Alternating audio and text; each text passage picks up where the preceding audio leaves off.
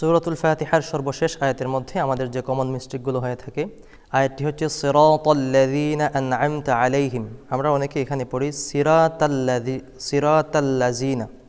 সিরা সদের জায়গায় সিন পড়ি, এটা একটি মারাত্মক ভুল, করা যাবে না। সদ পড়তে হবে, মোটা করে পড়তে হবে। সিরাতাল্লাযীনা, তর জায়গায় অনেকে তা পড়েন সিরাতাল্লাযীনা। যাল নরম হরফ, এখানে অনেকেই আল্লাযীনা পড়েন, এটাও ভুল। তিনটা উচ্চারণ আমি শুদ্ধভাবে দেখাচ্ছি। সিরাতাল্লাযীনা, সিরাতাল্লাযীনা আনআমতা আলাইহিম।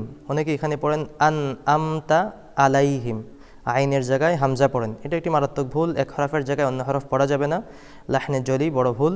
এই ভুল থেকে অবশ্যই বেঁচে থাকতে হবে। সঠিক উচ্চারণ হবে আনআমতা আলাইহিম, সিরাতাল্লাযীনা আনআমতা আলাইহিম। আমি আবারও বলছি, সিরাতাল্লাযীনা আনআমতা আলাইহিম গায়রিল মাগদুবি আলাইহিম ওয়ালাদ-দাল্লিন। অনেকে এখানে উচ্চারণ করেন গায়রিল মাগদুবি, গায়রিল। বাংলা ভাষায় গ উচ্চারণ করলে হবে না, গায়রিল মাগদুবি। আবারও বলছি, গায়রিল মাগদুবি আলাইহিম, গলায় একটু চাপ দিতে হবে, আলাইহিম অনেকে উচ্চারণ করেন, এটাও একটি ভুল, মারাত্মক ভুল। আলাইহিম ওয়ালাদ, অনেকেই দদের জায়গায় দাল উচ্চারণ করেন, ওয়ালাদ, এটাও একটি মারাত্মক ভুল।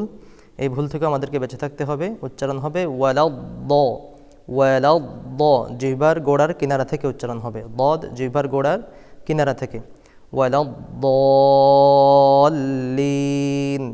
আমি পুরো আয়াতটা আবার বলে দিচ্ছি, গায়রিল মাগদুবি, গায়রিল মাগদুবি আলাইহিম ওয়ালাদ-দাল্লিন, গায়রিল মাগদুবি আলাইহিম ওয়ালাদ-দাল্লিন।